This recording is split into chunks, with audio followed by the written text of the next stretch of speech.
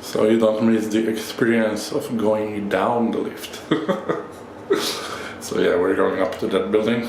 We will walk there. There's still the nuclear reactor there. Yeah, and then there's a mosque over there.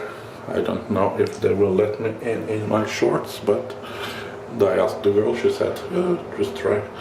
So yeah, I don't think they will make a fuss about it, so you'll get to see the mosque.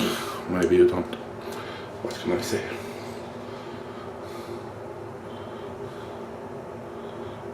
Yeah, very relaxing experience, I would say. Even this lift ride. It's very relaxing and very smooth. There you have one of the girls who has nothing to do. And now I'll show you the other ones.